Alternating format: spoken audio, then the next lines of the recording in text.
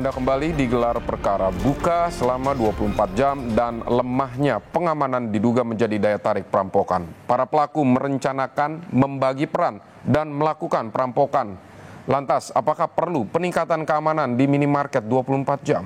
Berikut ulasannya.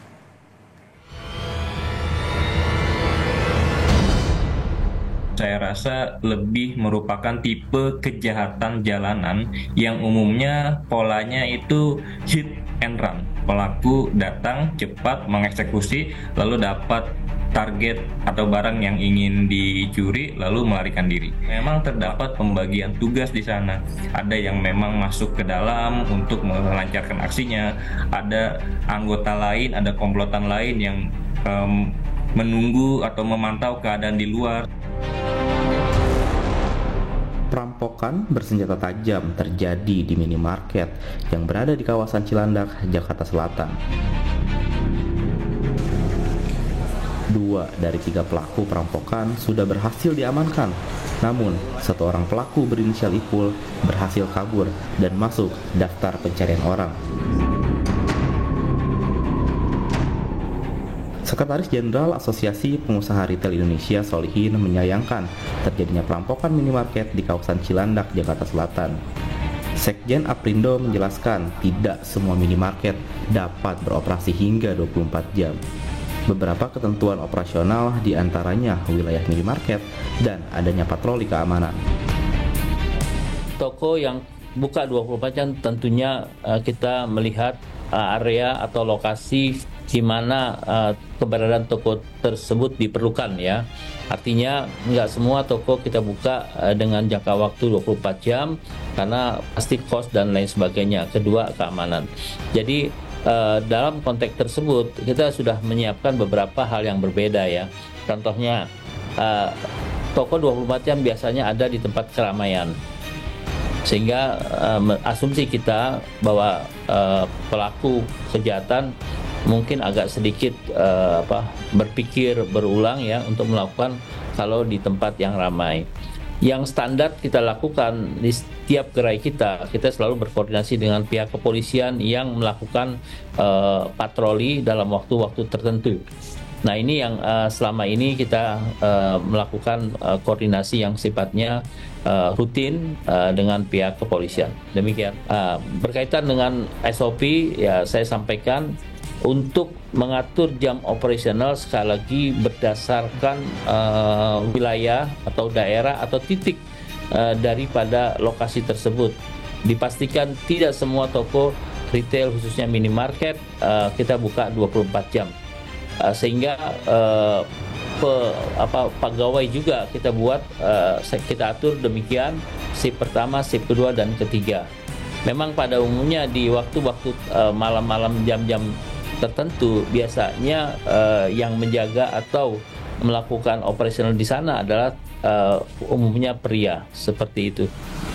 Terkait tidak adanya satuan pengamanan, Sekjen Aprindo mengatakan setiap minimarket sudah berkoordinasi dengan polisi dan lingkungan untuk menjaga keamanan. Selain itu, pemasangan CCTV juga dapat mengantisipasi munculnya tindak kejahatan. Ya, bahwa antisipasi kita pertama dipastikan seluruh gerai kita sudah memasang CCTV. Ya, nah CCTV ini tentunya kita harapkan ya setiap apa yang terjadi di toko bisa terekam dengan baik.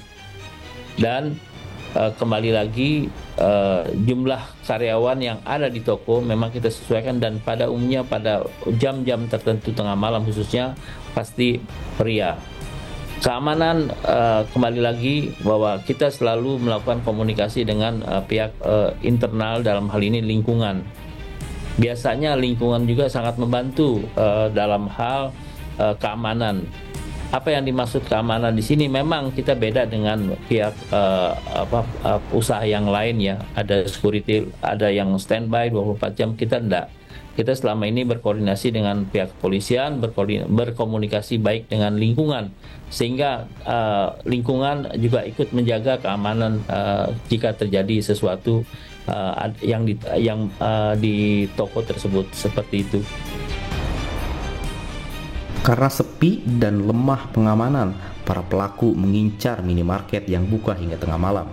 Kriminolog Universitas Indonesia Bakti Eko menjelaskan, perampokan minimarket Cilandak merupakan tipe kejahatan dengan pola hit and run, yakni mencuri dan melarikan diri. Kasus yang terjadi terakhir ini saya rasa lebih merupakan tipe kejahatan jalanan yang umumnya polanya itu hit and run. Pelaku datang cepat mengeksekusi lalu dapat target atau barang yang ingin dicuri lalu melarikan diri.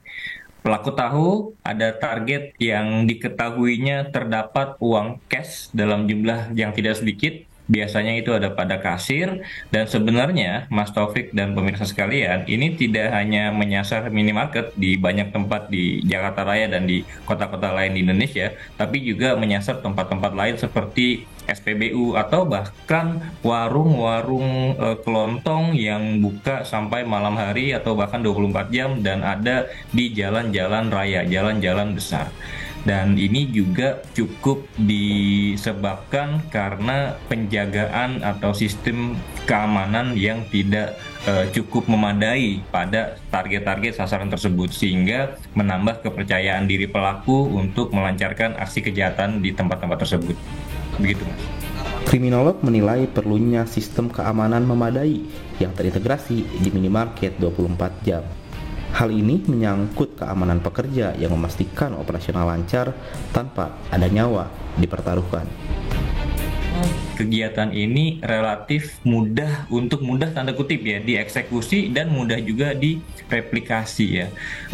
Ini umumnya kegiatan dilakukan oleh kelompok ya, dia tidak individual. Kalau pengutilan itu sifatnya memang individual, bisa dilakukan oleh satu orang, tapi ini lebih kepada merampas dan merampok. Nah, dalam banyak peristiwa itu memang terdapat pembagian tugas di sana. Ada yang memang masuk ke dalam untuk melancarkan aksinya, ada anggota lain, ada komplotan lain yang menunggu atau memantau keadaan di luar sampai memastikan kelompok itu bisa kabur secara cepat, secara efektif setelah mendapatkan barang yang memang ingin dikuasai atau uang yang memang ingin dikuasai. Jadi kalau ada aturan pemerintah tertentu atau pemerintah daerah yang memanage, meregulate bahwa maksimal buka hingga pukul sekian, nah saya rasa itu harus diikuti karena ini juga menyangkut keamanan pekerja yang bertugas. Satu, dia harus memastikan tugasnya berjalan lancar, tidak ada barang yang hilang, tapi juga nyawanya, keselamatannya dipertaruhkan ketika ada insiden-insiden perampokan, pencurian yang tidak kita inginkan. Pengamanan yang lemah dan waktu operasional lewat tengah malam diduga menjadi salah satu faktor menarik perampokan. Perlunya kajian untuk memperbaiki regulasi agar kejadian serupa tak kembali terjadi. Taufik Riyadi, Denny Yosua, Kompas TV, Jakarta.